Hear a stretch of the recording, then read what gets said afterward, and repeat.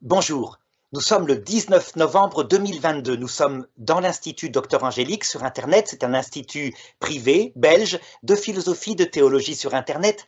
Et voici le père Charles Berger de Gallardeau, qui est un prêtre de la Fraternité Saint-Pierre. Je précise, la Fraternité Saint-Pierre est une fraternité entièrement dans l'Église catholique, à la différence de la Fraternité Saint-Pédis, qui quelquefois a quelques petites différences. Enfin, ça c'est un statut différent. C'est une fraternité de sensibilité traditionnelle, au point de vue liturgique, mais tout à fait fidèle à Vatican II. Et donc, nous voulons faire un débat, c'est quelque chose que je souhaitais faire depuis longtemps, entre le père Charles Berger de Gallardeau, qui va défendre la position scolastique, c'est-à-dire la théologie traditionnelle latine dans l'Église catholique, tandis que je défendrai une position qui est plutôt récente avec Sainte Faustine, le pape Benoît XVI, il la suggère, et voilà. Alors mon père, est-ce que vous voulez vous présenter peut-être d'abord? Oui, voilà, moi j'ai été ordonné prêtre il y a 1 an et demi, en juin 2021. J'ai été ordonné prêtre en Allemagne puisque le séminaire de la Fraternité Saint-Pierre se trouve pour l'Europe en Allemagne, en Bavière. Et depuis en fait que je suis diacre, donc depuis maintenant plus de 2 ans, je suis dans une école. Voilà, mon ministère principal, c'est un ministère d'enseignement avec un certain nombre d'heures de cours de mathématiques en particulier, puisque j'ai une formation scientifique. Et puis, il me reste un peu de temps pour continuer à approfondir les questions théologiques. Voilà, et c'est aussi la raison de ma présence aujourd'hui, puisque la Fraternité Saint-Pierre a lancé, il y a maintenant 6 mois, je crois, un site internet de formation qui s'appelle claves.org, et c'est suite à 2 articles que j'ai publiés sur ce site que monsieur, vous m'avez contacté pour que nous ayons cet échange. Tout à fait. Alors, je vous laisse commencer. Mon père, ça veut dire vraiment, allez-y, et on démarre. Voilà. Alors, pour commencer, je vais essayer de résumer assez brièvement le contenu de ces 2 articles que j'avais publiés. L'idée de ces 2 articles, c'était de parler de ce qui se passe après la mort, du point de vue de la possibilité ou non de se convertir.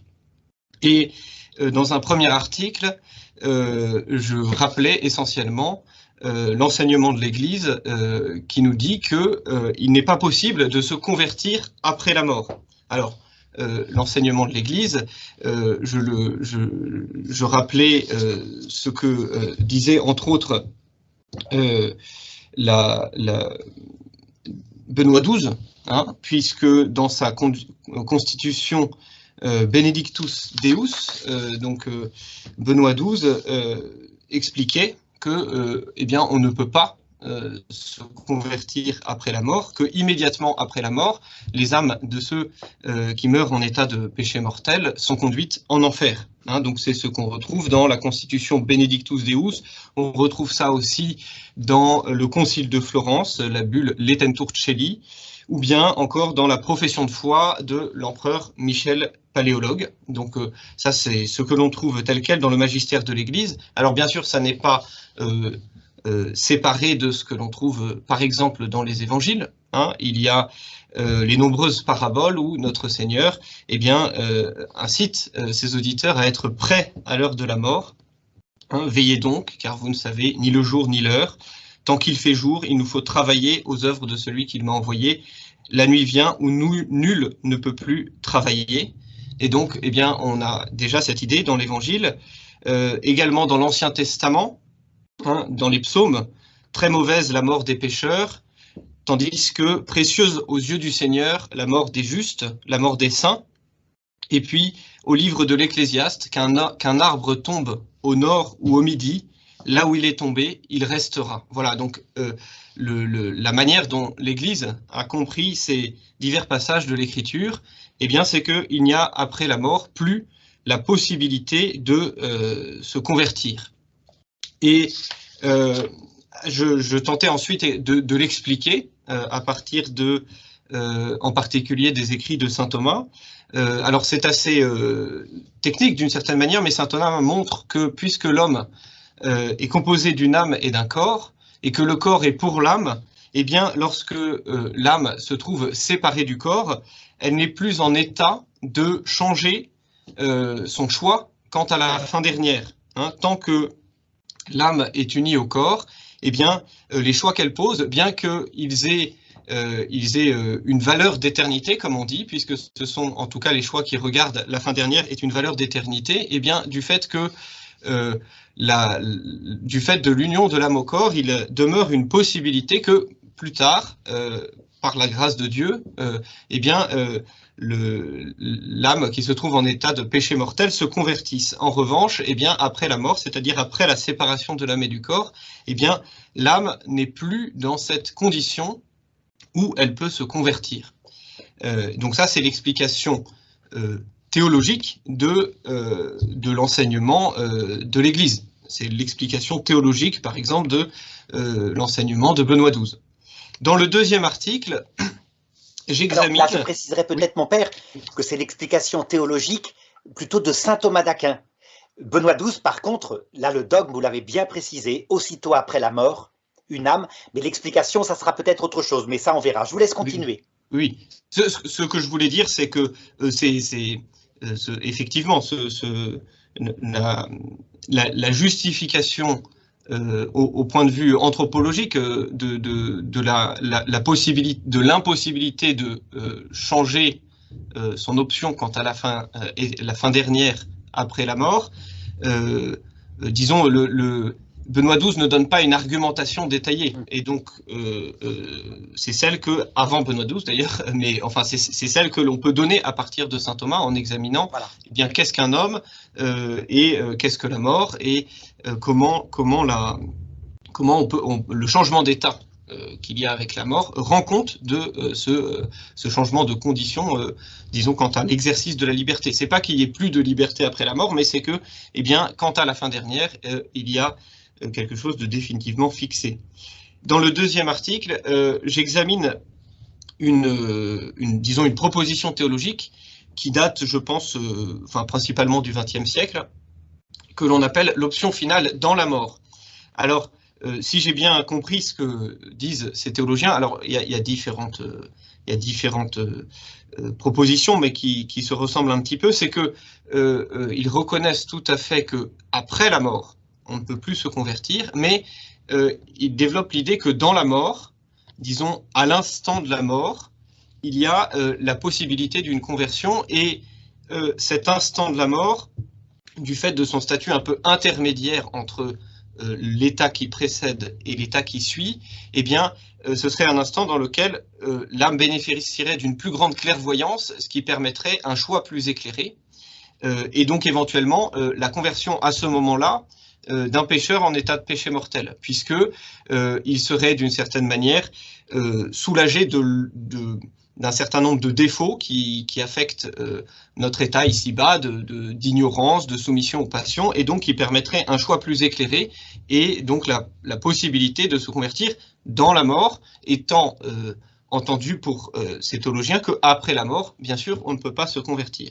Et donc dans cet article, eh bien, j'expliquais que cette conception d'un instant de la mort qui serait intermédiaire entre l'état qui précède, ce que les théologiens appellent l'état de voie, et puis l'état qui suit, ce que les théologiens appellent l'état de terme, eh bien cette conception d'un instant de la mort, c'est une imagination, mais elle comporte une contradiction, puisque si l'on examine la nature du temps, il n'y a pas d'instant intermédiaire. Je reprends par exemple une image qu'emploie le père Nounan, un bénédictin, et qui dit, eh bien, lorsque l'on a la mer et puis une digue, la mer qui vient contre une digue, eh bien, on peut dire que la digue constitue la fin de la mer, mais elle n'appartient déjà plus à la mer. Et donc, je dis cet instant de la mort, eh bien, c'est déjà le premier instant de l'état de terme, c'est déjà le premier instant de l'état qui suit, et donc c'est déjà le premier instant d'un état dans lequel, eh bien, on ne peut plus se convertir. Et lorsque l'on examine ce qu'est le temps, la nature du temps, eh bien, on voit que cette idée d'un instant intermédiaire entre l'état qui précède et l'état qui suit, eh bien, elle présente une contradiction. Et donc, eh bien, à mon sens, c'est une tentative qui n'aboutit pas. La conclusion de mes articles, c'était de revenir sur ce que j'appelle dans ces articles l'actualité du salut. L'intérêt de cette réflexion, c'est de dire que c'est dans cette vie que, comme on disait avant, on fait son salut. C'est dans cette vie que l'on doit se convertir. C'est dans cette vie que Dieu nous propose sa grâce. Et il ne faut pas attendre un autre moment, un autre état où les conditions seraient différentes et dans lequel on pourrait se convertir. Voilà, pour conclure, puisque ce que j'ai dit est en quelque sorte un commentaire d'un verset de saint Paul, j'aimerais le citer. Hein, il faut que nous soyons tous mis à découvert devant le tribunal du Christ pour que chacun recouvre ce qu'il aura fait pendant qu'il était dans son corps, soit en bien, soit en mal. Voici maintenant le temps favorable, voici le jour du salut. Donc c'est 2 aux Corinthiens, chapitre 5 et puis chapitre 6. Voilà. Alors voilà, merci, passionnant, hein. Très bien. Et là, je pense que vous avez vraiment clairement défendu la position scolastique avec l'appui du dogme. Et donc, je vais prendre aussi 5 minutes, si vous voulez, mon père, et après, nous ferons le débat. Alors, premièrement, là, ce qu'il y a vraiment en commun entre nous deux, c'est l'appui sur les dogmes. Ça, c'est clair. Ça veut dire, c'est ce qui nous permet d'ailleurs une discussion. Hein. La constitution que vous citez au début, constitution dogmatique Benedictus Deus de 1336 du pape Benoît XII, c'est ce qu'on appelle un dogme solennel. Ça veut dire l'Église y a mis son infaillibilité doctrinale absolue. Elle commence comme ça, par la présente constitution qui doit rester à jamais en vigueur. De notre autorité apostolique, nous définons ce qui suit. Et donc, c'est ce que vous avez cité. Alors, quelquefois, effectivement, je vous ai repris parce que quelquefois, vous mettiez l'explication de saint Thomas d'Aquin avec, que ne suit pas le pape, mais lui, il dit bien, comme vous l'avez dit, aussitôt après la mort, une âme qui est trouvée sans la grâce est aussitôt conduite en enfer pour y subir des peines diverses. Voilà. Et alors, là-dessus, on en avait déjà débattu un peu. Hein. Je vous avais dit qu'il faut prendre le dogme vraiment comme il est, comme un point précis de doctrine, mais je dirais quand le dogme, par exemple, ne définit pas le mot mort, c'est que le dogme ne définit pas le mot mort. Ce qui veut dire que quand vous avez dit la mort, je le prends au sens de saint Thomas d'Aquin, la séparation de l'âme et du corps, ce n'est déjà plus le dogme. Et c'est là qu'on peut discuter parce que, justement, le dogme, c'est le dogme. Alors, vous me disiez, mais quand même, les mots sont les mots, donc quand on utilise le mot mort, on doit utiliser le mot mort, et moi je vous avais montré que ce n'était pas le cas, que l'Écriture nous en donne un exemple. Par exemple, quand le caïphe qui donne véritablement, on peut dire, une parole, à savoir, il vaut mieux qu'un homme meure plutôt que tout le peuple, il donne un peu comme un magistère infaillible de l'Ancien Testament, sauf que lui, eh bien, son mot consiste à dire, il vaut mieux tuer Jésus pour ne pas qu'il y ait une émeute, et saint Jean se permet d'interpréter ce qu'il a dit en disant, en fait, il prophétisa, sous-entendu sans s'en rendre compte, qu'il valait mieux que Jésus meure plutôt que tous les hommes soient damnés, et non seulement les hommes, c'est-à-dire le peuple juif, mais les hommes du monde entier. Donc, ce qui veut dire que on a le droit de prendre véritablement le dogme comme il est, et donc le mot mort, quand vous le définissez comme la séparation de l'âme et du corps, c'est déjà une option scolastique. Et donc, voilà ce que je voudrais vous dire. Je voudrais vous dire que, eh bien, il faut distinguer très précisément les deux. Et donc, la théorie scolastique qui dit que, à l'heure de la mort, donc à la séparation de l'âme et du corps, il y a un état qui fait que, eh bien, la liberté est comme vitrifiée tout en étant libre. Hein. Là, on voit qu'il y a une certaine contradiction dans ce que vous dites. Eh bien, elle me paraît totalement opposée à ce que nous voyons partout dans l'Écriture sur l'état des morts. Nous voyons que l'état des morts est un état qui est changeant, qui est libre, et on le voit non seulement pour les âmes du paradis, alors là, il suffit de penser à Sainte Thérèse de l'Enfant Jésus, je passerai mon ciel à faire du bien sur la terre, on voit bien qu'elle est pleinement maîtresse d'elle-même si elle fait ça, mais on le voit aussi pour des âmes de l'Hadès, par exemple le pauvre et le riche est dans l'Hadès, et il supplie qu'on prévienne les frères, et il demande et il argumente.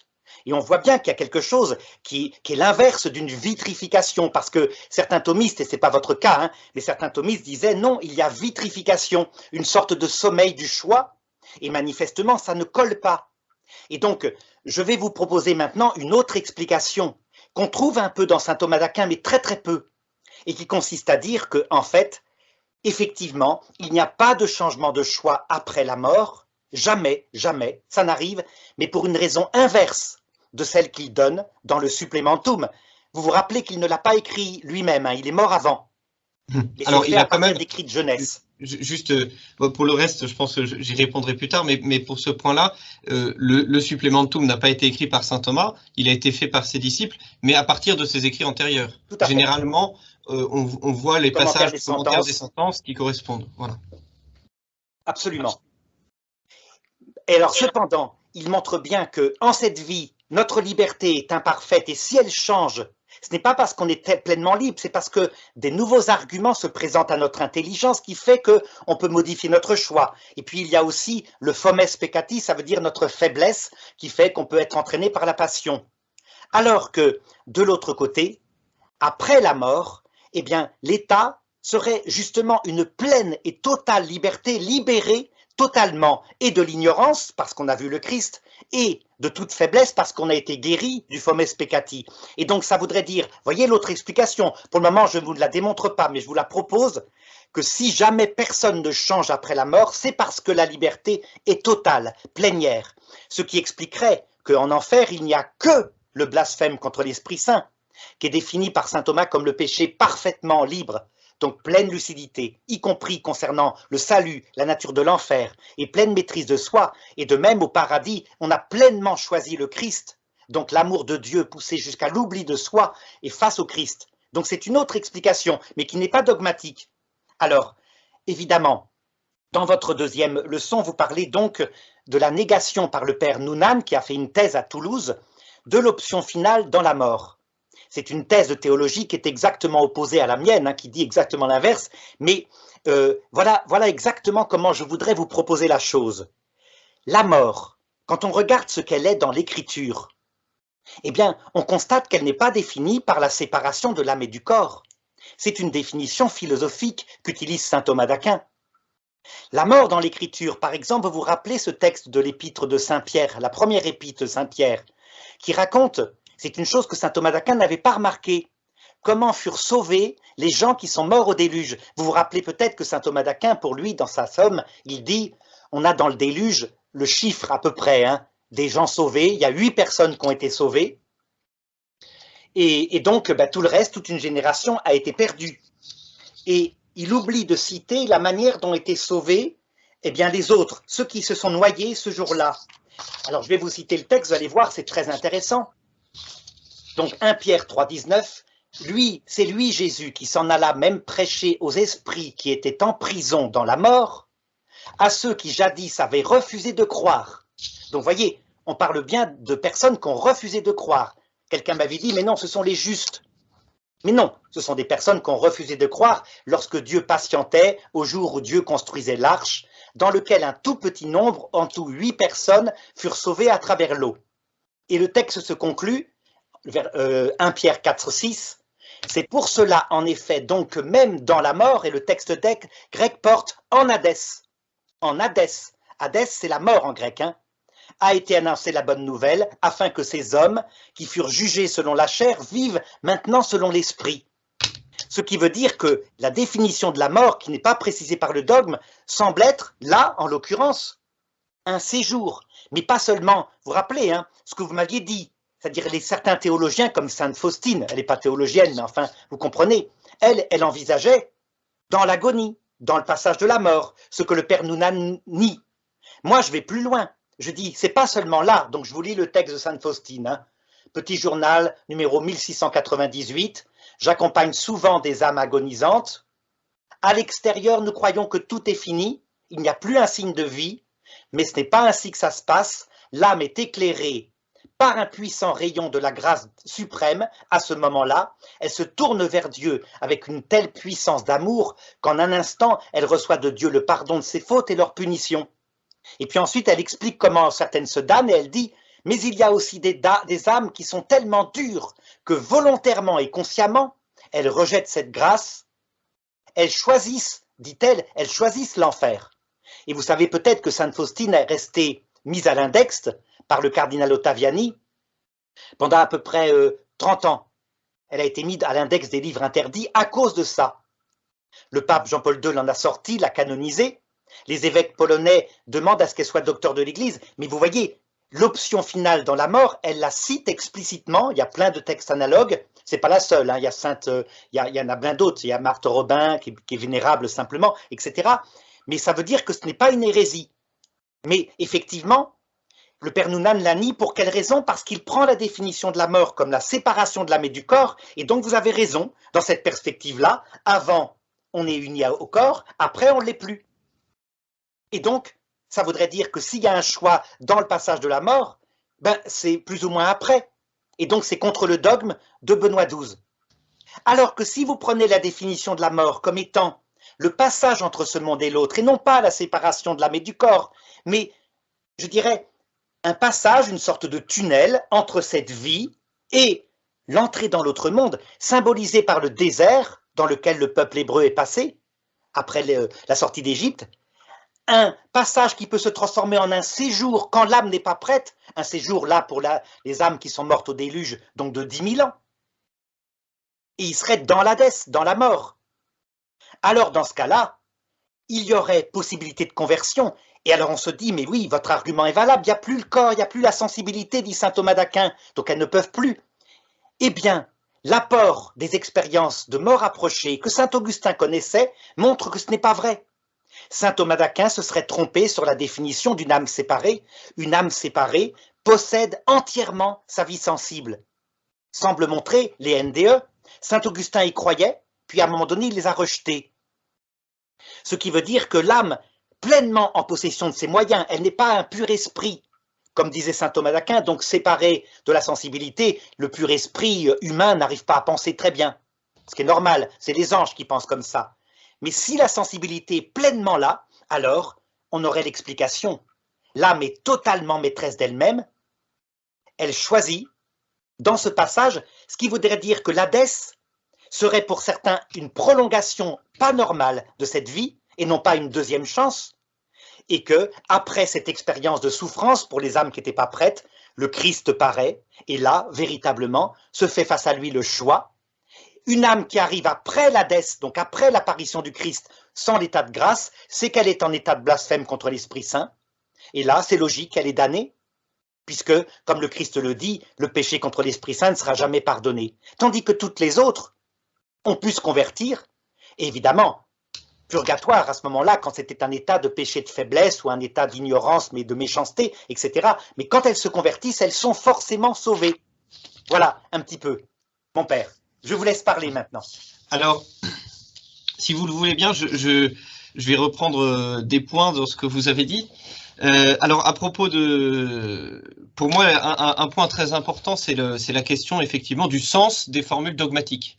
Oui. Hein, je ne sais pas si vous avez lu ce livre qui date du début du XXe siècle, du père Garrigou-Lagrange, qui s'appelle Le sens commun, et le sous-titre, je crois, le sens des formules dogmatiques.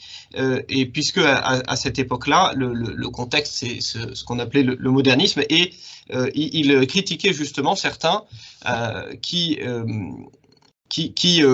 maintenaient, dit-il, en façade les formules dogmatiques, mais qui donnent au mot un sens tellement différent que le dogme lui-même ne peut pas être correctement sauvegardé. Alors, oui, Caïphe, Caïphe, c'est pas un des sujets du magistère, donc ça me pose pas de problème que ce qu'il est dit n'est pas le sens que lui visait, mais eh bien un sens tout à fait différent. C'est un magistère juif, hein, quand même.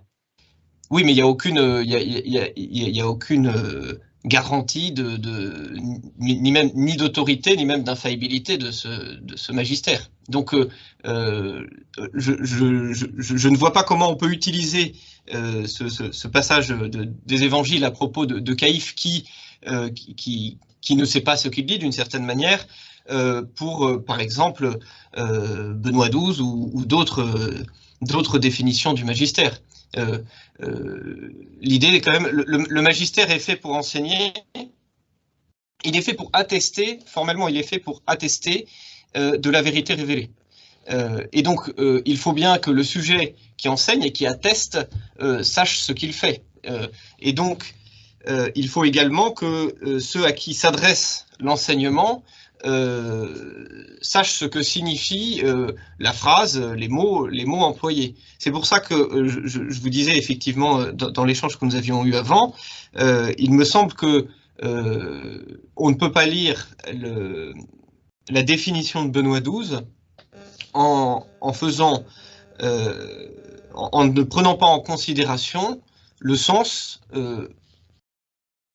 qu'avait le mot mort à ce moment-là, et qui est quand même le sens, disons, le plus généralement répandu. Même d'un point de vue, si vous voulez, biologique, naturel, on va parler on va parler de mort lorsque il n'y a plus d'unité dans les fonctions organiques, et c'est vrai que, au point de vue philosophique, on dit s'il n'y a plus d'unité dans les fonctions organiques, c'est parce que l'âme qui en assurait l'unité n'est plus là. Et donc, voilà. Je peux vous répondre sur ce point-là? Oui, oui. En fait, regardez la définition du mot mort. Elle a considérablement évolué, pas sur la définition philosophique, séparation de l'âme et du corps, là-dessus, il n'y a pas de problème, mais d'un point de vue biologique, elle a considérablement évolué. Par exemple, maintenant, on ne déclare pas quelqu'un de mort avant 7 minutes sans circulation dans le cerveau. Il faut donc que ce soit irréversible. Et donc, vous voyez, le mot mort ne pouvait pas être défini à l'époque, et je pense que l'Esprit Saint n'a pas voulu le définir, très simplement parce que justement, il laissait la liberté théologique. J'ai un autre point qui peut, dans le Nouveau Testament, si vous contestez pour Caïphe, c'est le problème des limbes. Les limbes, vous constatez, est 17 fois défini dans le dogme. 17 fois, dont la Constitution Benedictus Deus, à propos de ceux qui meurent en état de péché originel, et définit les limbes. D'accord? Limbes des enfants, je parle. Oui, alors après, il me semble pas, sauf chez Pie VI, il me semble pas pour le coup que le magistère emploie le mot limbe. Mais bon, oui, c'est un détail. Pie VI, il y a aussi, enfin bref, un lieu particulier, parfois c'est comme ça, oui. Un lieu particulier, séparé de Dieu en tout cas. Mais vous remarquerez, jamais est employée l'expression limbe éternel. Jamais. Or, voici que le pape Benoît XVI, eh bien, en 2007, il demande à la Commission théologique internationale de se pencher sur le sujet parce que si on gardait des limbes éternelles, ça voudrait dire que Gaudium et Spes 22.5, qui dit que le salut sera proposé à tout homme par un moyen connu de Dieu, serait en contradiction.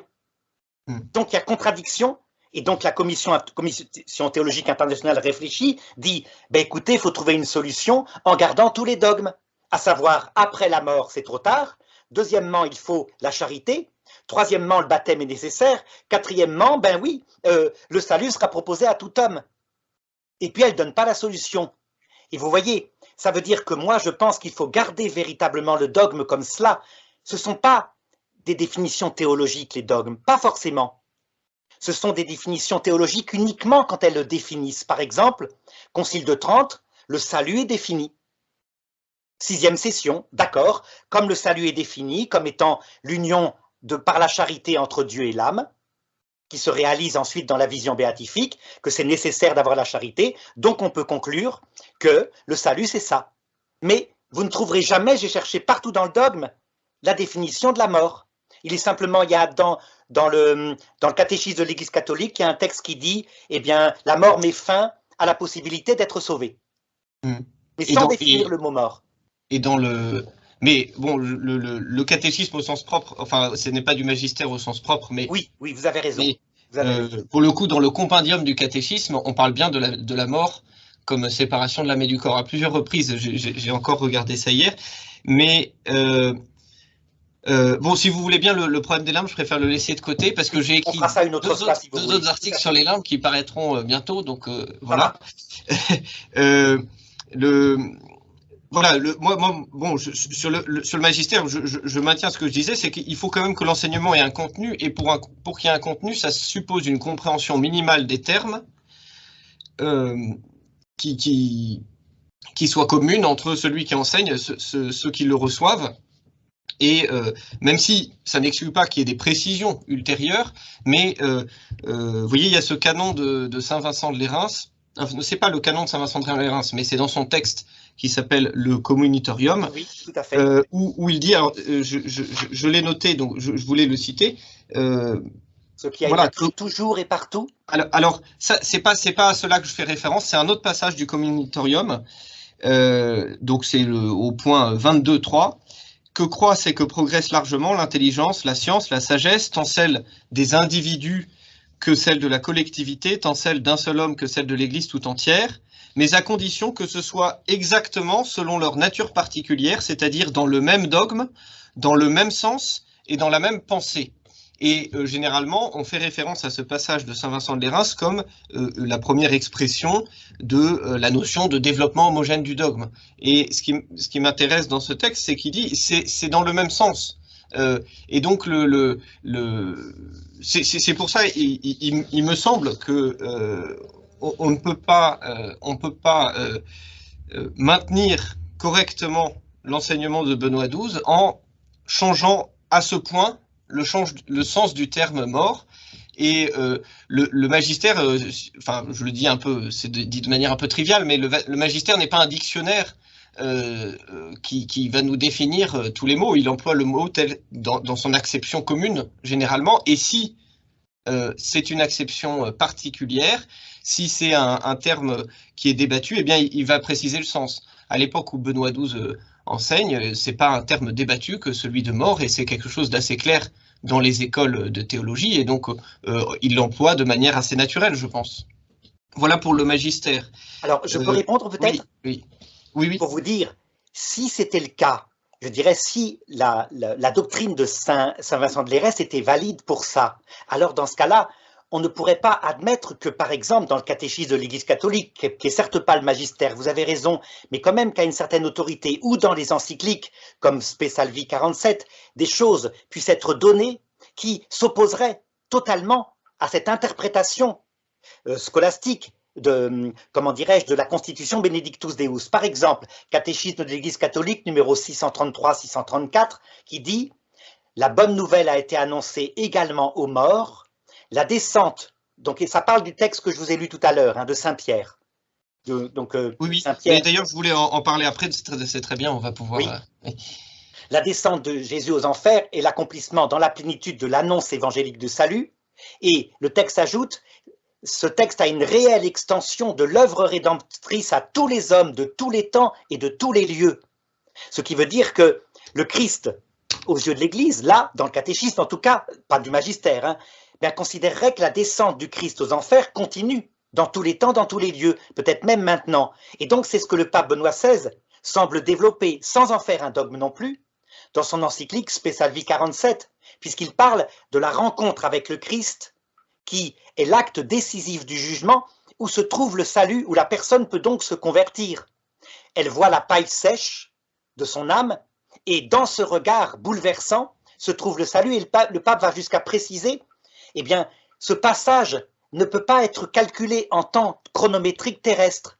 C'est autre chose, c'est le temps du passage, le temps de la communion avec Dieu dans le corps du Christ. Donc voyez, si les papes, en tout cas Benoît XVI ici, ne le donne pas comme dogme puisqu'il dit certains théologiens récents, mais s'il en parle dans une encyclique, ça veut dire que le débat est possible.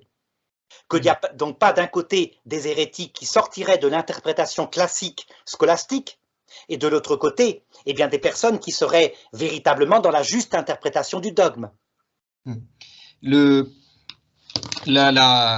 avez parlé de la descente aux enfers, et puis vous en aviez déjà parlé avant, et j'aimerais revenir là-dessus, puisque j'ai fait quelques recherches sur le texte de la Prima Petri, de la lettre de Saint-Pierre.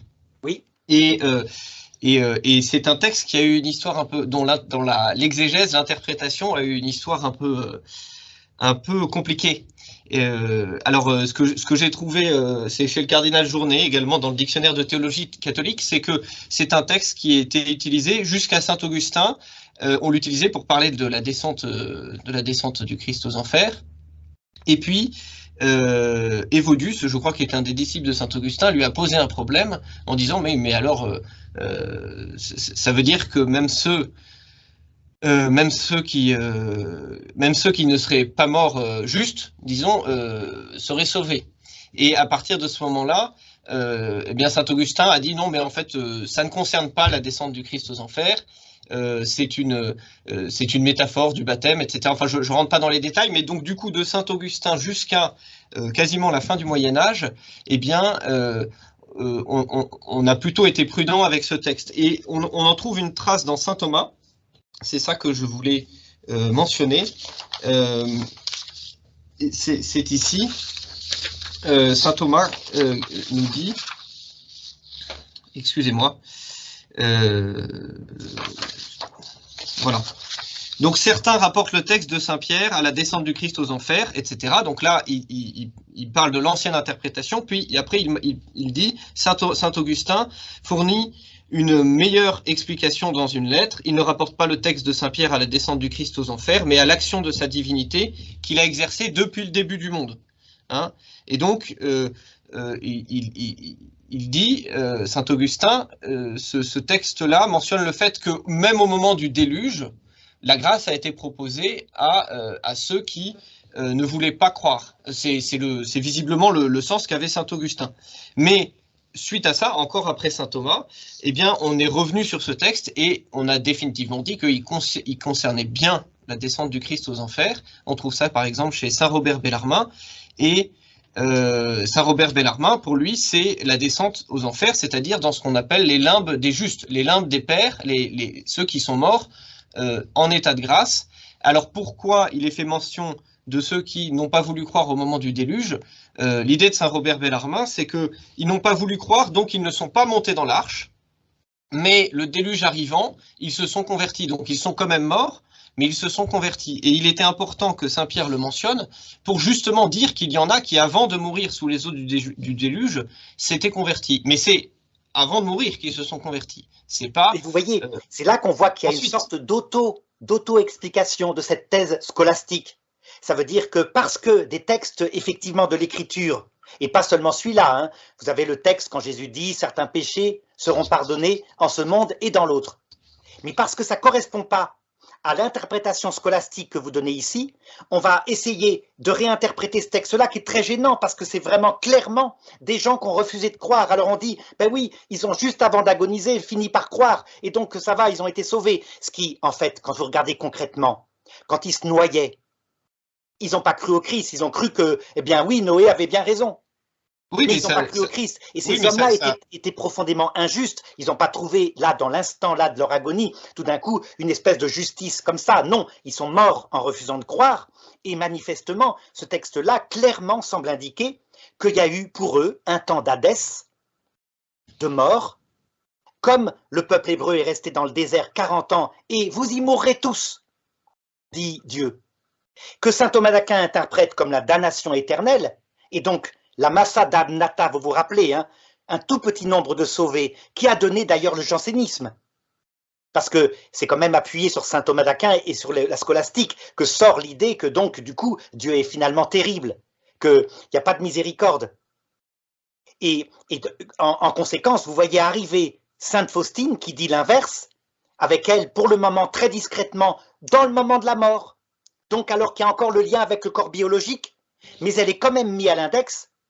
Et enfin, Benoît XVI qui dit, mais non, manifestement, il le dit textuellement en Spe Salvi 44, il dit, la personne du riche, que les pères avaient toujours signalé comme étant en enfer, manifestement, ça semble être plutôt le purgatoire. Il parle même d'un temps où la sentence finale n'a pas été posée, chose qui est complètement anti-scolastique. La scolastique te dit, non, après la mort, la sentence finale est posée. Puisque l'âme descend aussi. Pour le coup, sur ce point-là, c'est pas seulement la scolastique. L'immédiateté du jugement particulier, c'est dans les mêmes textes que ceux que j'ai mentionnés tout à l'heure qu'on trouve que le jugement a lieu immédiatement après la mort. Oui, moi je suis tout à fait d'accord. Oui. Le jugement a lieu immédiatement après la mort. Sur le débat après. Oui, oui. Alors ma mention de la. Si c'est la mort dans votre sens, oui, ou si c'est la mort dans mon sens. Oui, voilà, mais on est d'accord sur le dogme, de toute façon. Ma mention de la première lettre de Saint-Pierre, c'était pour dire que c'est quelque chose qui a été vu. C'est un texte qui a posé problème, c'est vrai, mais il y a de nombreux textes qui ont posé problème. Et voilà, je voulais juste mentionner que c'est un problème qui a été vu, qui a traîné longtemps, si on veut, et puis auquel on a proposé une résolution dont on trouve qu'elle convient ou qu'elle ne convient pas, mais c'est comme la question du péché pardonné dans ce monde ou dans l'autre, c'est classiquement référé au dogme du purgatoire. Classiquement, c'est-à-dire dans la scolastique, hein, toujours pareil, parce que c'est-à-dire que il y a quand même tout un,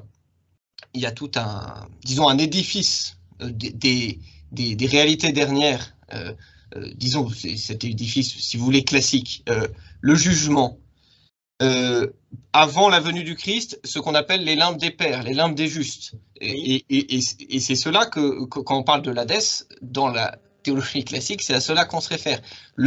Après le purgatoire, bon, les limbes, mais on a dit qu'on n'en parlait pas, l'enfer, le paradis, et j'ai l'impression que en changeant la définition de la mort, on bouleverse quand même tout cet ordre-là. Complètement. On bouleverse toute la scolastique, mais voilà. Par contre, je ne crois pas qu'on bouleverse le dogme. Le purgatoire, ça n'est pas, on ne peut pas dire que c'est une option théologique. Le purgatoire, c'est quand même quelque chose qui est dans le dogme. Les limbes des pères de l'Ancien Testament, c'est quelque chose qui est dans le dogme aussi. Absolument. La prédication, vous avez parlé de la prédication, l'évangile annoncé, ça, pour le coup, on trouve ça chez saint Thomas, mais il dit bien chez les justes de l'Ancien Testament, ou disons, ou même ceux qui étaient morts en état de grâce avant la venue du Christ, le Christ se rend dans ce lieu-là, ce qu'on appelle les limbes des justes, en son âme et en son corps, et seulement par sa puissance en enfer, mais où l'évangile est annoncé d'une certaine manière, même si les personnes qui y sont déjà dans un état où elles ne se convertissent plus. Et puis quant au grand nombre ou au petit nombre, moi il me semble que la présentation classique ne préjuge pas du nombre, puisque justement il y a la possibilité de se convertir jusqu'à la mort. Et il ne faut pas non plus douter de l'efficacité de la grâce et de la puissance de Dieu. J'ai l'impression que vous tendez à dire qu'avant la mort, on est vraiment dans un état très diminué et que finalement, le péché originel n'a pas seulement blessé notre nature, mais l'a vraiment corrompu au sens où on ne peut plus poser vraiment un acte libre. Et non, ça serait la théologie de Calvin, justement. Bien sûr, c'est pour ça que... Mais j'ai l'impression qu'il y a une tendance dans cette direction quand même. Alors regardez, la tendance précise, si je peux, hein, vous me permettez ? Oui, la tendance précise, elle est entre deux extrêmes. Le premier extrême qui consiste à dire Dieu, effectivement, la théologie catholique l'admet, nous a mis le fomes peccati, après le péché originel, donc des pulsions qu'on a du mal à contrôler, et en plus une certaine ignorance, il s'est caché. Donc il a laissé l'humanité à la dérive comme ça, il a laissé cependant en nous quand même la syndérèse, c'est-à-dire la conscience capable quand même de voir un peu, là quand il y a vraiment un mal atroce, de quand même discerner une injustice grave. Bon, donc en même temps il y a ça, en même temps on admet que le Christ est venu pour ceux qui étaient malades, il nous a mis ces maladies-là, hein, pour l'humilité, dit saint Paul. Quand il parle de l'écharde dans sa chair, il dit « c'est afin que je ne devienne pas orgueilleux ». Et en même temps, on dirait que le Christ, qui a mis ces faiblesses-là, donc qui diminue quand même la liberté, puisque quand vous ne savez pas ce qu'est le salut, ou pas bien, et quand d'autre part vous luttez contre des pulsions, parfois difficiles à vaincre, hein, des addictions, après la mort qui est comme un couperet, alors là, il devient le juge, il ne vient pas du tout comme avocat, et il devient terrible, il applique la sentence, t'avais qu'à faire des efforts. Donc il y a une sorte dans la scolastique, de sorte de contradiction entre ce que montre le Christ à la croix, qui vient pour les pauvres, les pécheurs, et qui prie même pour des gens qui l'insultent, et après il se transformerait en un monstre glacé de justice. Il y a quelque chose qui ne va pas, alors qu'en plus Jésus dit textuellement, tout péché sera pardonné, sans exception, sauf le blasphème contre l'Esprit Saint. Ce à quoi la scolastique va rajouter, oui, il voulait dire évidemment aussi le péché originel pour les bébés non baptisés. Et puis évidemment, ceux qui n'ont pas entendu parler de l'évangile, comme ils n'ont pas la grâce, ben évidemment ils sont damnés. Mais là, saint Augustin quand même a une petite hésitation, parce qu'il se sent bien qu'il est en contradiction avec lui-même. C'est dans le De Veritate, c'est 3 phrases, mais c'est très court, ça fait pas une doctrine, hein, où il dit quand même, pour les païens de bonne volonté, qui vraiment ont cherché à suivre leur conscience, puisque le salut c'est la charité avec le Christ, ben sans doute qu'ils auraient une apparition à la mort comme l'a eu par exemple Corneille quand il a été conduit vers Saint-Pierre. Mais c'est le seul texte. Troisièmement, on ajoute les pauvres pécheurs chrétiens. Donc par exemple, si vous et moi, qui avons servi Dieu, on se met en colère un jour, puis on fait juste après un infarctus, on n'a pas eu le temps de se confesser. Ah ben, t'avais qu'à. Et puis évidemment, le péché contre l'Esprit Saint. Donc voyez, dans la scolastique, on voit bien qu'il y a quelque chose qui n'est pas tenu complètement avec soit l'écriture, soit le dogme, si le dogme plutôt, sauf que la scolastique de saint Thomas d'Aquin, il y a un seul dogme auquel elle n'adhère pas, elle ne le connaissait pas, c'est Gaudium et Spes 22.5, qui je crois est un dogme, ça se voit. Nous devons tenir que, par un moyen connu de Dieu, le salut, la possibilité d'être sauvé, sera proposé à tout homme. Pour saint Thomas d'Aquin, non, puisque pas les bébés morts sans baptême. Donc vous voyez, on voit bien qu'il faut tout repenser. Quelque chose, en étant fidèle au dogme, mais quelque chose ne va pas dans la synthèse. Alors, si vous voulez bien, après on pourrait peut-être parler effectivement de Gaudium et Spes, mais je voudrais juste répondre sur cette idée. Alors déjà, moi je dirais pas que le fomes peccati, c'est Dieu nous a mis cette maladie-là. Effectivement, il l'a permis, mais c'est parce que, il faut pas oublier que c'est parce que la grâce et les dons préternaturels étaient donnés à Adam et Ève comme devant être transmis à tous leurs descendants, que c'est une nature privée de cette grâce et de ces dons, et donc et en outre une nature blessée, donc le fomes peccati, qui est transmise. Mais c'est la conséquence du dessein originel qui était que ce soit une nature, que l'état de justice originel soit transmis. Ça, c'est aussi une théorie scolastique, mais oui, quand vous réfléchissez, effectivement, ça Dieu aurait pu très bien faire que vous maîtrisiez vos pulsions. Il suffisait qu'ils maintiennent une grâce d'harmonie. Oui.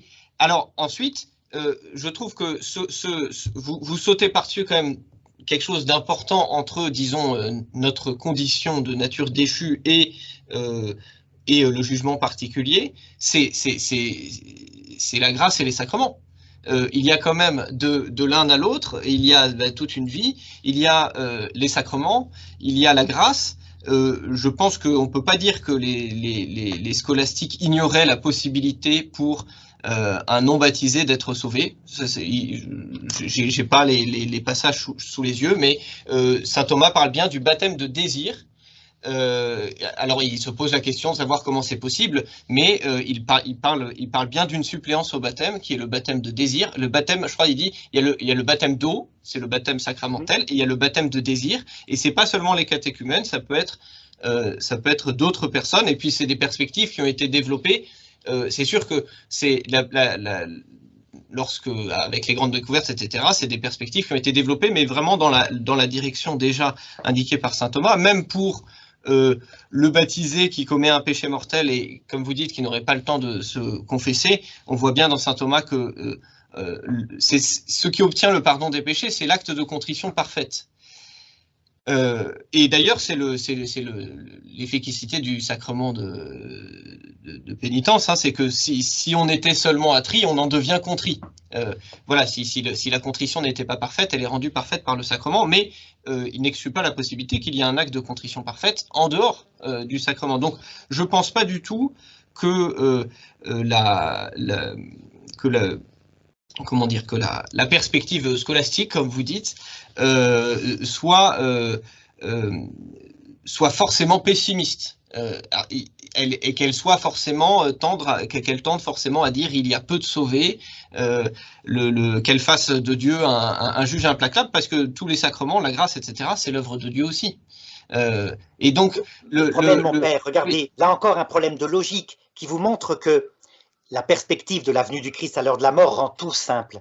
C'est que si on suit, comme vous les suivez aussi, la totalité de la dogmatique, eh bien, le Concile de Trente, 6e session, montre bien que effectivement, on ne peut pas être sauvé sans la foi, mais, à la différence de Luther, il faut en plus la charité, qui est un amour explicite pour le Christ. Hein. Et donc, la perspective qu'au XXe siècle, certains scolastiques, comme le cardinal Journet, vont donner en disant ben non, les païens de bonne volonté, en fait, ils ont une charité qui s'ignore. Eh bien, ça s'oppose au Concile de Trente. Non, la charité, c'est une amitié, c'est un amour réciproque avec Dieu. Et donc, ça ne peut pas s'ignorer. Par contre, ce qui est clair, voyez encore une fois le sens des mots, c'est que ces gens-là de bonne volonté païens, le Christ les montre sauvés. Donc il faut trouver une solution. Je pense que on peut pas dire que pour le coup, on parle, oui, chez le Cardinal Journet et d'autres, on a parlé de foi implicite.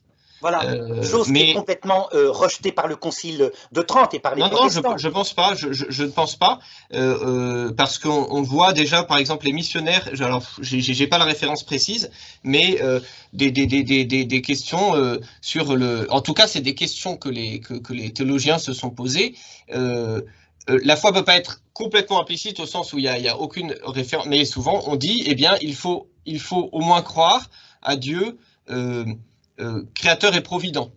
Mais vous savez, le dogme catholique répond, c'est très simple.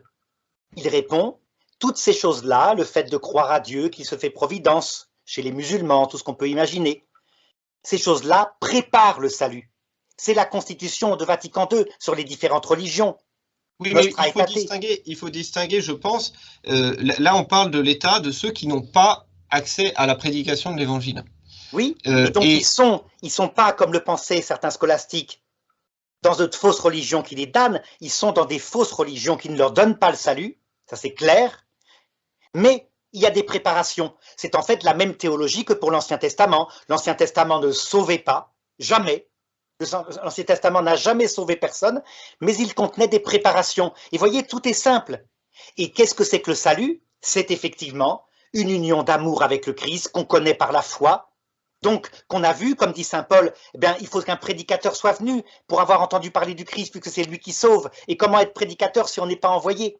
Vous voyez, donc tout devient clair. Si vous êtes alors, je pense qu'on s'égare un peu, parce que là, on est parti sur une autre, on est parti sur une autre question qui est disons, le salut des infidèles. Voilà.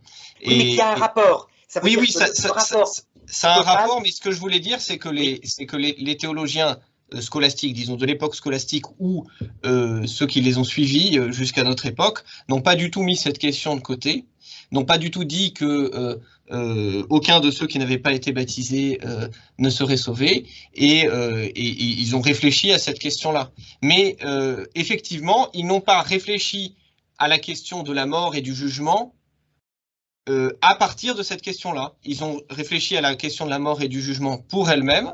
Et puis après, ils ont réfléchi à la question du salut des infidèles, étant donné que le premier point était bien arrêté. Et il me semble que c'est une meilleure méthode, puisque si vous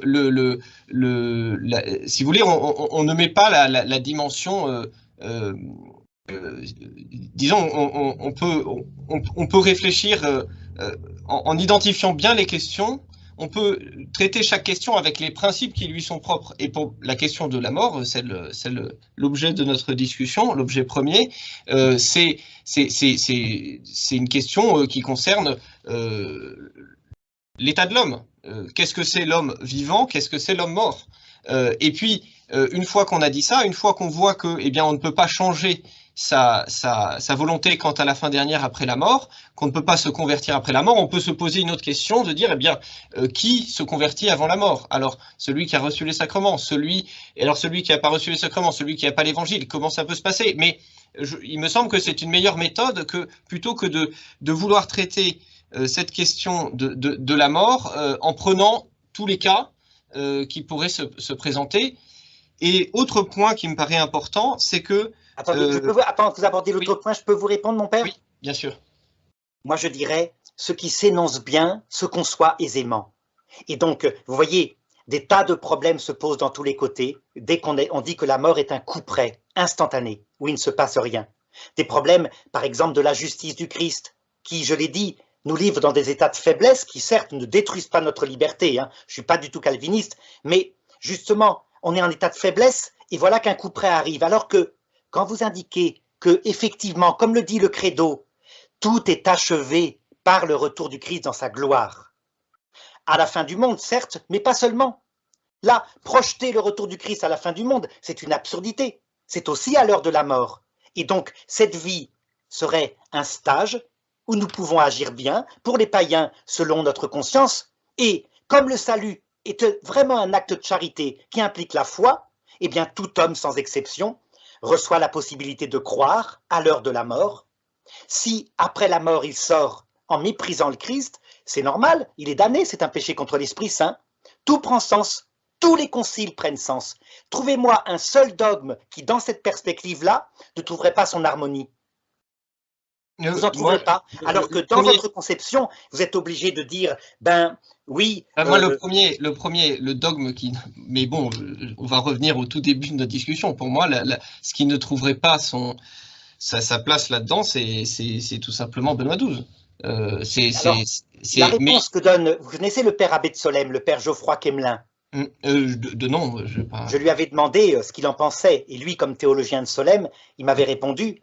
Tout à fait, vous avez le droit de changer le sens du mot mort puisque le pape Benoît XVI lui-même le fait dans son encyclique Spe Salvi. Mais il le fait en se référant dans ce passage-là, il dit certains théologiens, donc en fait il n'en fait pas un dogme. Il est clairement pas dans un. Et sur c'est pour ça d'ailleurs qu'on peut discuter, mon père. Hein, sur le point de l'état de faiblesse, il faut pas oublier que la grâce, elle est la même grâce, hein, elle est élevante, elle est élevante, elle nous proportionne à la fin la vision béatifique et elle à la fin à atteindre, et elle est aussi sanante, elle est soignante. Et donc c'est un des effets de la grâce en cette vie de soigner les blessures du péché originel. C'est pour ça que tout à l'heure j'ai dit il faut pas oublier quand même qu'entre le péché et le jugement, il y a la grâce et les sacrements quand même. Je vous répondrai. Manifestement, les effets du péché originel ne sont pas guéris, pas pleinement. Et ça, Saint Paul le dit. Pas forcément pleinement, mais suffisamment. Pour pas suffisamment non plus. Regardez, vous reconnaissez ce texte de Saint Paul qui dit, à un moment donné, comme une dogmatique, hein, comment dire, nous ne sommes pas tentés au-delà de nos forces. Vous vous rappelez ce texte-là? Attendez, je vais vous retrouver la référence. Voilà, c'est dans une épître de Saint Paul. Donc, frères, voilà, c'est là. Hein. Oh non, je ne retrouve pas le texte. En tout cas, je vous le répète comme ça, c'est dans la première épître aux Corinthiens. Frères, vous devez savoir que nous ne serons pas tentés au-delà de nos forces, mais avec la tentation ou avec l'épreuve viendra la grâce qui nous aidera à la vaincre. Donc ça, c'est ce qu'il écrit à un moment donné.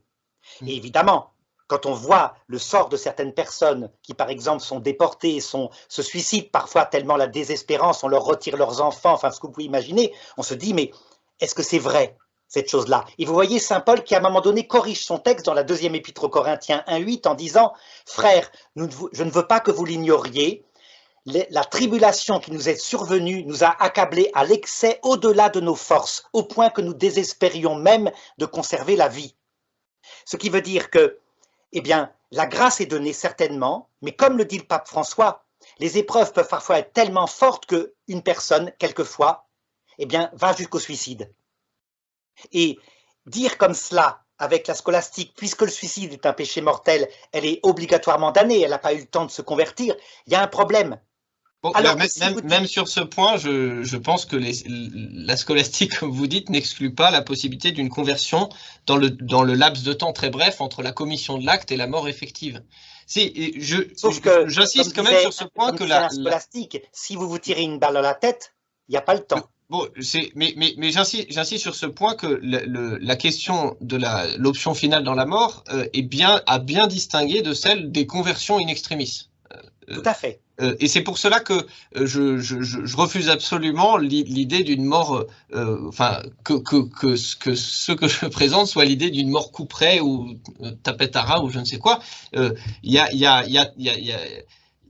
a tout ce qui précède qui est une occasion de se convertir. Et puis quant aux forces. Mon père, vous venez de vous contredire. Pas de mort coup près, mais vous dites ce qui précède, donc mort coup près. Non, mais c'est au sens où quand vous dites mort coup près, comment dire, vous mettez, il y a une charge émotionnelle dans cette expression que je conteste. Voilà, pour le coup, on voit ça dans la parabole du pauvre et de Lazare où notre Seigneur dit, quand bien même on leur enverrait Moïse et les prophètes, enfin, il n'est pas vrai que Dieu ne propose pas sa grâce dans cette vie. Et alors, mon père, quant à ce que vous avez dit sur les... Je suis désolé, là, vous donnez des choses qui sont véritablement, voyez, qu'on ne peut pas accepter. Il est vrai que Dieu peut ne pas donner sa grâce en cette vie. Il suffit de regarder, non pas en théologien, mais regarder le destin de certaines personnes qui, je dirais, sont nées dans des familles dysfonctionnelles, sont morts très vite, ont été violées, tout ce que vous pouvez imaginer. Donc, manifestement... Vous pensez que Dieu leur a refusé sa grâce? Non, justement, non. Jamais. Mais, c'est un dogme de... Alors peut-être que ma phrase a été mal tournée, mais moi c'est un dogme de Gaudium et Spes 22.5 qui montre que, évidemment, le Christ est mort pour tous. Mais dire qu'ils l'ont eu dans ce que nous voyons de la vie terrestre, ben non. Mais on n'en sait rien. Alors, moi, je voulais vous lire un passage de... les erreurs de Jansénius. C'est à propos des forces qui sont laissées à notre nature. Et donc, c'est une erreur de Jansénius identifiée comme telle et condamnée par le pape Innocent X. Il y a des commandements de Dieu qui, pour des hommes justes, malgré leur vouloir et leurs efforts, sont impossibles à observer, étant donné les forces dont ils disposent. Il leur manque la grâce, par quoi cela deviendrait possible. Eh bien, ça, c'est une proposition de Jansénius que le pape Innocent X a condamné. Voilà. Et donc, regardez maintenant, mon père, je réponds à ça, hein, regardez la complexité.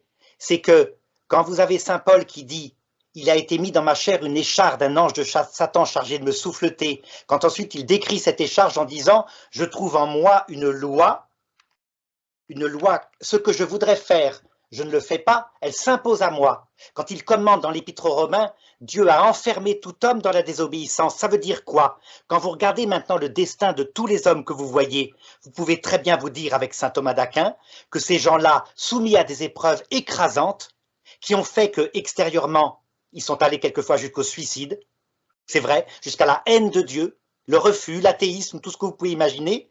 En réalité, c'était la grâce de Dieu en train de leur façonner un cœur brisé, un esprit humilié. Mais quant à sortir que, donc, ils ont eu la grâce pour aimer Dieu, la réponse est manifestement non. Vous comprenez? Et c'est pas émotionnel.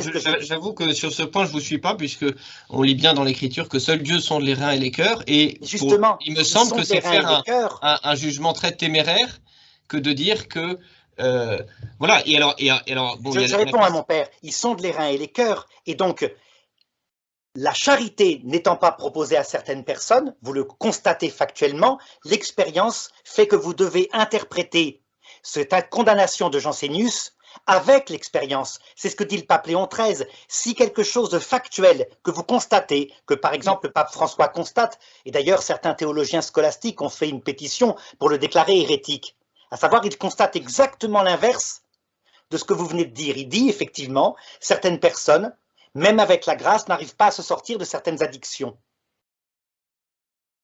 Ça veut dire, on part sur une autre question encore. Oui, mais vous comprenez ce que je veux dire. Oui, mais pour moi, c'est important. Je termine, mon père. Hein. Oui. Je termine, et après vous pourrez parler.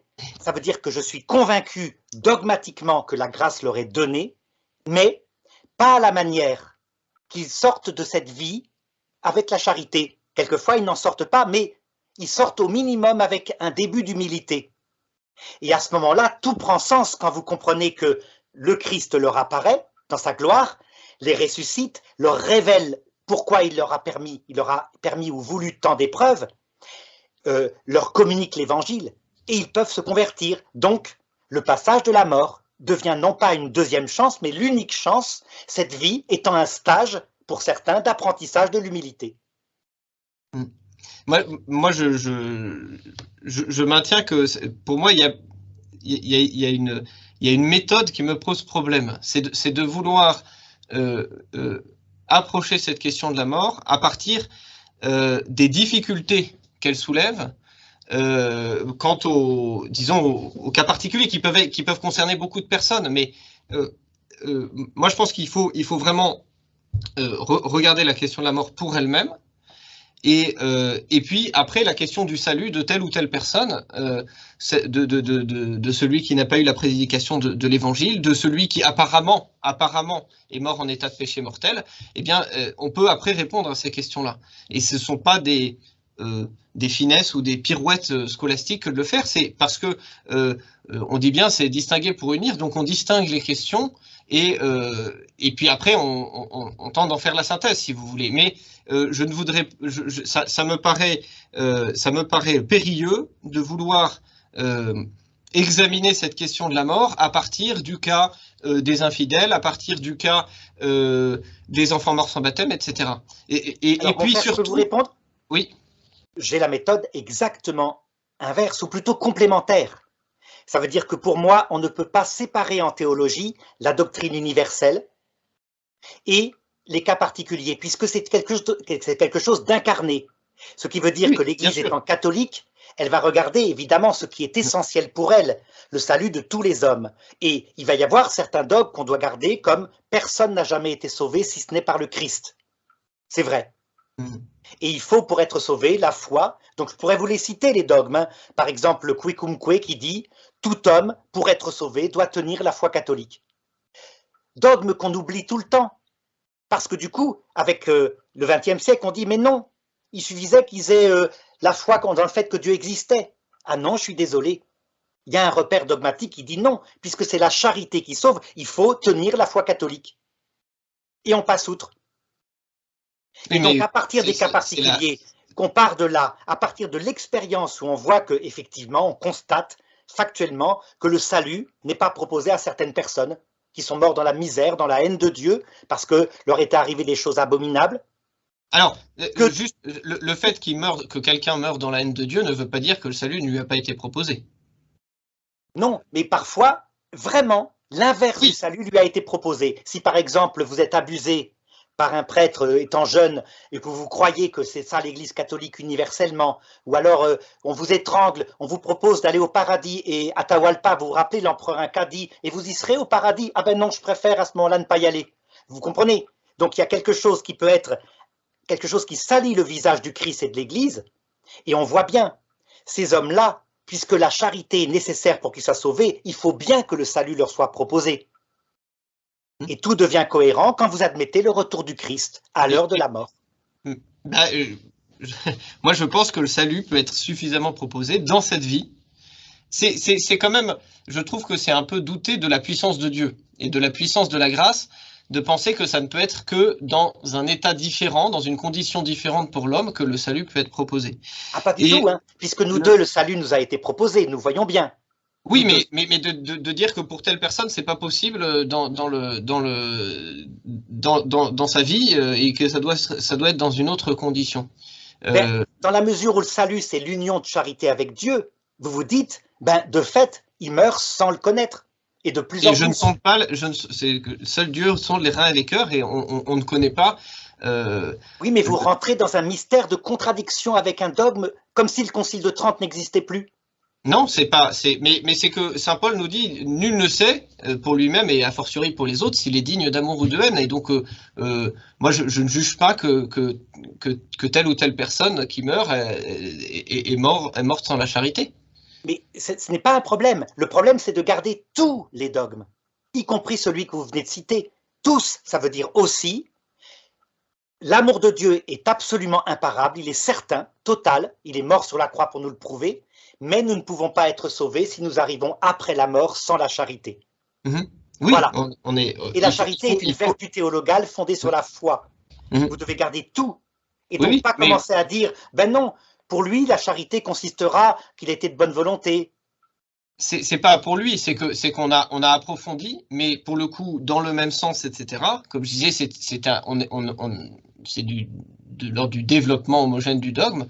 On a approfondi la nature de la vertu de foi en se demandant est-ce que dans une foi qui au niveau explicite est assez minimal, mais quand même qui a un certain contenu, peut être contenu au niveau implicite et bien d'autres vérités. Et c'est pour cela qu'on dit Dieu créateur et provident, puisque on dit bien pour celui qui n'a pas eu accès qui n'a pas bénéficié de la prédication évangélique, eh bien une foi c'est déjà la foi surnaturelle en Dieu créateur et provident, eh bien peut contenir implicitement la foi dans les autres articles. Le problème, c'est que à ce moment-là, c'est que vous asseyez sur la 6e session du Concile de Trente qui nie ça, qui dit non, je ne pense pas. Ceci est une préparation au salut. Préparation, le terme est exact. D'ailleurs, vous remarquerez que c'est repris par le Concile Vatican II, ce qui vous montre l'harmonie de la foi, qui n'a jamais dit, quoi qu'en dise la Fraternité Sacerdotale Saint-Pédis, que les autres religions sauvaient, mais qu'a dit, il y a des préparations au salut, des semences. Donc tout est simple. Je ne pense pas que cette question de la foi, foi explicite, foi implicite, ce soit une question de que ce soit la même chose que quand le Concile de Trente parle de la foi comme préparation au salut, c'est qu'il dit on peut avoir la foi avant d'avoir la charité. Oui, mais là il parle de la foi explicite qui même pour lui n'est qu'une préparation au salut. Il y a aussi la distinction entre foi morte et foi formée. Oui, c'est pas encore il parle de la foi selon le sens de Martin Luther, donc la foi, la confiance en Dieu. Voilà. Sans la charité, dit le Concile de Trente, ce n'est qu'une préparation. Oui, mais sauf que quand je dis la foi en Dieu créateur et provident, je parle bien de la foi surnaturelle. C'est juste que pour cette personne-là, mais bon, on s'éloigne beaucoup de notre sujet, je trouve. On ne s'éloigne pas, tout est en harmonie. Quand vous me dites la foi en Dieu créateur et providence, les musulmans l'ont, mais ils refusent de l'aimer intimement par la charité. Beaucoup la discussion tout est lié bien sûr, mais je trouve qu'on complique beaucoup la discussion en faisant pour la question de l'option finale dans la mort, le point central, en faisant du point central de cette première question, une autre question qui est le salut des infidèles. Vous voyez, parce que on peut pas y réfléchir sereinement du coup. C'est là où je vous dis, pour moi, il y a un problème de méthode et qu'on dérive. Voilà. L'axe, la pierre de voûte de tout est effectivement le retour du Christ dans sa gloire. À partir du moment où on le comprend, que c'était effectivement notre attente, notre espérance, qu'elle se passe pour tout homme, alors tout devient simple.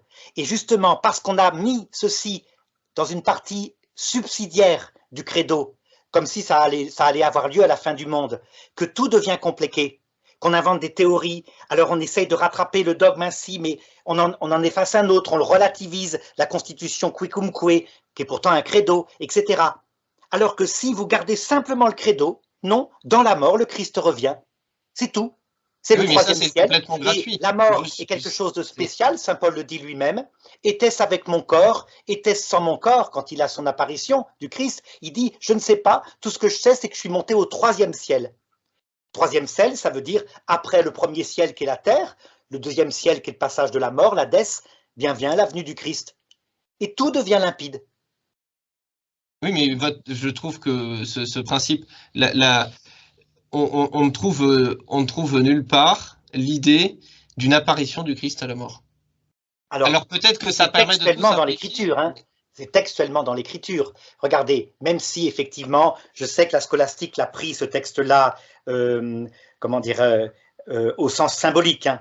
Regardez, c'est textuellement dans l'Écriture, non seulement par le texte que je vous ai donné tout à l'heure, donc de Saint Pierre, qui raconte comment il est apparu. Je vais vous donner la référence exacte puisque c'est important.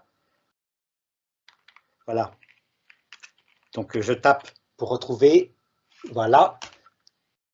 Et je tape mal, du coup je mets un E de trop. Excusez-moi pour le temps perdu là. Voilà. Alors, regardez. Pour que s'accomplisse, Matthieu chapitre 4 verset 14, la prophétie d'Isaïe le prophète, terre de Zabulon de Nephtali, dans le sombre séjour de la mort, dans la sombre région de la mort, une lumière s'est levée. Nous avons vu une grande lumière. Alors, je sais, scolastique, c'est dire, ça ne se passe pas à l'heure de la mort, c'est quand le Christ vient sur la terre. Oui. Mais dans ce cas-là, regardez d'autres textes très mystérieux. C'est un texte qu'on lit pendant l'Avent. C'est comme ça que l'Église l'a compris dans sa liturgie. Mais pas seulement pendant l'Avent, on le lit aussi au début de la prédication du Christ. Et on le lit textuellement dans la sombre région de la mort. Par exemple, Matthieu 24, quand Jésus dit « En ce jour-là, 2 hommes seront dans un champ, l'un sera pris, l'autre laissé. » Certains, les protestants, l'ont interprété comme « Il va y avoir une partie de l'Église qui va monter au ciel et tout d'un coup, ils auront disparu. » Alors que c'est tout simplement la mort d'un des deux. L'un est parti, il est mort dans le champ, et l'autre est parti dans l'autre monde. Le texte mêle volontairement 4 sens du retour du Christ, la ruine de Jérusalem, la fin de la génération, l'heure de la mort et la fin du monde. dans un seul En mystère. tout cas, dans l'enseignement de l'Église pour l'heure de la mort, on parle bien sûr du jugement, mais on ne parle pas d'une apparition du Christ. En tout cas, Benoît XVI en parle, hein. Vous l'avez Oui, lu. mais voilà, c'est une proposition, et en plus, il se réfère à des travaux qui ne sont pas les siens. Enfin, en disant, il s'y réfère. Je peux vous citer le pape Innocent III. Innocent III, textuellement, il en parle. C'est dans son livre qui s'appelle Du mépris du monde et de la misère de la condition humaine, au sujet de la venue du Christ au jour de la mort à chaque homme. Tant le bon que le méchant voient le Christ en croix avant que l'âme ne sorte du corps. Donc, vous voyez, là, il y a quelque chose de scolastique. Le méchant le voit pour sa confusion, pour rougir de ne pas avoir été racheté, et le mort, etc. Oui, mais donc je peux vous citer des centaines de saints qui l'ont dit. Oui, mais sauf que c'est pas dans le sens, chez Innocent III, c'est clairement pas dans le sens d'une apparition du Christ pour donner une possibilité supplémentaire de conversion. C'est dans le sens uniquement mais les saints du XXe siècle. Oui, mais entendez bien que moi je veux pas dire que pour moi, le fait de dire c'est une théologie sévère, c'est une théologie pas sévère, c'est une théologie, c'est pas tellement la question. Moi, je voudrais que la question de la mort et de cette question de savoir si on peut se convertir dans ou après la mort, eh bien, on la traite pour elle-même et pas en voulant, en ayant a priori une idée de ce que c'est que la miséricorde de Dieu. Et en disant, elle doit, du coup, à cause de cette idée que j'ai de la miséricorde de Dieu, il faut que ça se passe de telle et telle manière. Non, on va regarder comment ça se passe, comment se passe la mort. Et par ailleurs, il y a cette perfection divine de la miséricorde. Et donc, du coup, eh bien, on dit, bah, oui, eh bien, cette miséricorde, c'est principalement pendant la vie qu'elle s'exerce. Puisque après la mort, on ne peut plus se convertir. Donc vous voyez, plutôt que de dire Dieu est miséricordieux, donc il faut qu'on puisse se convertir dans la mort, je dirais Dieu est miséricordieux et on ne peut pas se convertir après la mort, donc c'est avant la mort que sa miséricorde va nous proposer cette conversion. Alors, et puis il y a la question du purgatoire, mais ça je mets de côté, mais ça me paraît être une méthode plus juste, puisque c'est quand même un mystère, la miséricorde de Dieu. Et donc, du coup, on peut pas dire a priori, on sait ce que c'est, et donc on va en tirer tout un tas de conséquences pour cette question de l'heure de la mort. Mais moi, je dirais que la miséricorde de Dieu, elle est simple, hein, elle est carrée, elle est incarnée. Tout homme qui se damne absolument librement. C'est un blasphème contre l'Esprit Saint. Donc, on est bien d'accord. Alors, la question du blasphème mais on est bien d'accord sur le fait que tout homme qui se damne librement. Et ça implique, quand on dit que la saint Thomas d'Aquin, une pleine lucidité, parce que le péché contre l'Esprit Saint, c'est le péché qui procède du Père et du Fils, donc le Fils, on lui attribue de la connaissance, donc pleine lucidité, y compris, dit saint Augustin, en la nature de l'enfer. L'enfer n'étant pas présenté comme le feu, mais comme l'amour de soi poussé jusqu'au mépris de Dieu et du prochain. Et deuxièmement, pleine maîtrise de soi. Donc, si je reprends le texte que je vous ai cité, les aveugles voient, les boîtes marchent, la bonne nouvelle est annoncée aux pauvres, et heureux celui qui ne trébuchera pas à cause de moi. C'est ce que Jésus dit encore à Saint Jean-Baptiste quand il apparaît. On voit, c'est exactement ça. Il est juste, la miséricorde de Dieu, c'est de faire que quelqu'un se damne en toute connaissance de cause. C'est un minimum, vous ne trouvez pas ? Oui, enfin, je dirais pas que la miséricorde de Dieu, c'est de faire que quelqu'un se damne, mais quelqu'un se damne en toute connaissance de cause. Oui, mais, ça veut dire que on est si bien le gars, d'accord. Comme dit Sainte Faustine, a résisté à tous les efforts de Dieu pour le sauver, sa miséricorde, c'est de dire, ben là, j'ai tout tenté, et maintenant, ben, tu ne veux pas de mon salut, libre à toi. C'est le péché contre l'Esprit Saint. La miséricorde ne consiste pas à le plonger à ce moment-là dans un four de feu pour le griller et se venger, mais à le laisser à sa liberté solitaire, avec toutes les conséquences immanentes dans son âme. Oui, mais je pense que sur ce point-là, il n'y a pas de différence entre ce que je dis et ce que vous dites. Enfin, ceux qui sont au ciel parce qu'ils le veulent, et ceux qui sont en enfer parce qu'ils le veulent. La question, c'est de savoir si la question, pour moi, non. Pour moi, la question, c'est de savoir si on peut changer le choix volontaire après la mort ou non. Mais dans le cas où on ne peut pas le changer, c'est juste que le choix perdure. Donc celui qui est en enfer le veut, celui qui est au ciel le veut. Mais la question, c'est de savoir si on peut le changer. C'est fondamental ici. Et on voit le basculement entre le thomisme, on ne peut pas changer. Et, non, mais... attendez, oui, mais je on parle termine, oui. termine ma phrase. La théologie de Sainte Faustine, on ne peut pas changer parce qu'on ne veut pas changer. Et là, tout devient simple. Et si on ne veut pas changer, c'est donc qu'il y a pleine connaissance et pleine maîtrise de soi. Mais là, on parle d'un choix volontaire. Donc, quand on dit qu'on ne peut pas le changer, c'est forcément qu'on dit qu'on ne veut pas le changer. Pour un choix volontaire, c'est équivalent de dire on ne peut pas, on ne veut pas. Oui, mais justement, vous voyez la contradiction. Si on reprend le début de notre échange, quand vous disiez le thomisme considère que le corps n'étant plus là, eh bien, on n'a plus les conditions pour changer. Donc, à la fois, le thomisme dit qu'il y a diminution de la liberté parce que le corps n'est plus là, et en même temps, ben non, il y a pleine liberté puisqu'il ne veut pas changer. Complication, hein? Non. Alors, c'est que les choix que nous... Le père Garrigou-Lagrange a écrit un beau livre sur les fins de dernière qui s'appelle « L'éternelle vie et la profondeur de l'âme ». Et ce qu'il propose, c'est justement de voir pourquoi nos choix dès cette vie ont une valeur pour l'éternité. Et le fait que tel choix, concrètement, on va pouvoir revenir dessus après, c'est lié à l'union de l'âme au corps. Mais en soi, ce choix-là, il porte sur la fin dernière et donc il a une valeur d'éternité. Donc c'est pas d'une certaine manière, je suis bien d'accord de dire que dans l'état de terme, notre liberté, elle est parfaitement en acte. Tandis que avant, elle est jamais parfaitement en acte. Mais sauf que cet acte parfait dans lequel elle parvient, eh bien, il est donné par l'état dans lequel elle se trouve à l'heure de la mort. Et vous sentez bien que vous êtes limite, hein, vous sentez bien. État parfait qui tout en même temps est imparfait puisqu'il y a le promesse peccati, que le Christ s'est caché, qu'on ne sait pas trop, qu'on a des pulsions. Vous sentez bien la fragilité du thomisme. Oui, mais en fait, non, je pense pas parce que en fait, pour moi, c'est ce que j'ai dit. Non, sauf à dire, comme Luther, que notre liberté est diminuée à ce point qu'on ne peut plus poser ce choix-là pendant notre vie, donc que le péché original a vraiment corrompu notre nature, eh bien, il faut maintenir que déjà dans cette vie, eh bien, on peut faire ce choix-là. Et que c'est ce choix, après, qui perdurera dans l'autre monde.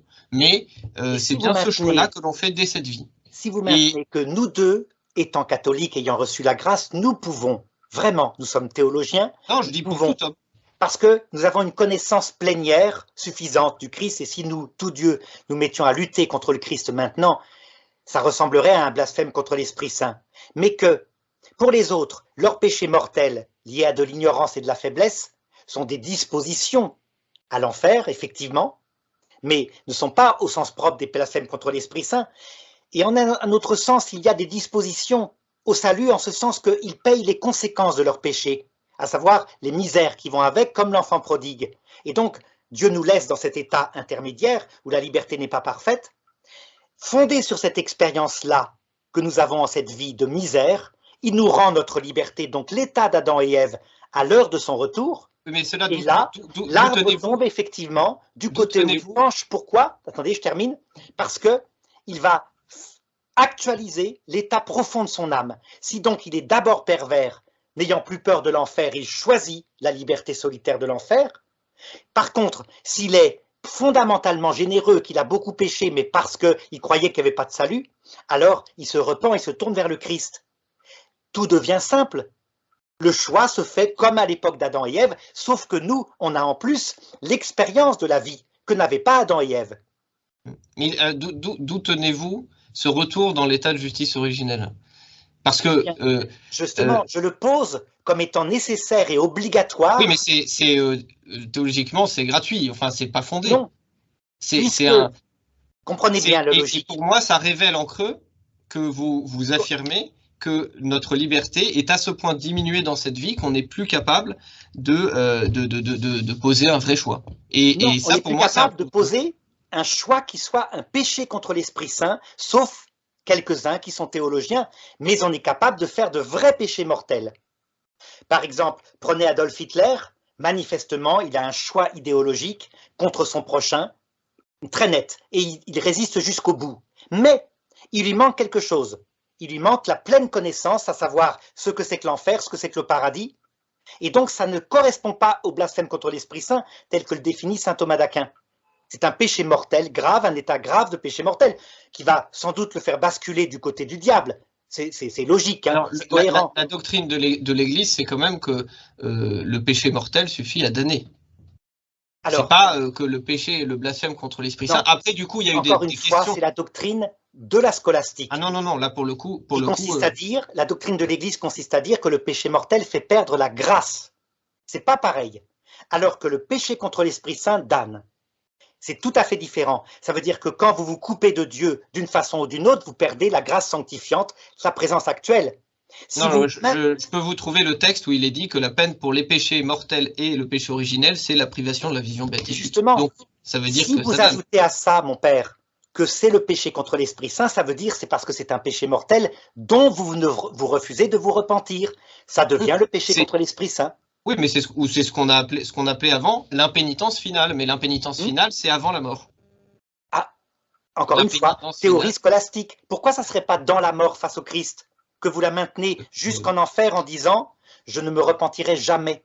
Alors moi, pourquoi? C'est parce que pour moi, il n'y a pas de fondement suffisant à cette idée d'un état, parce que c'est quand même ce que vous proposez. Il y a trois états. Il y a l'état, la vie, il y a la mort comme une sorte d'état de passage, et puis le terme. Voilà.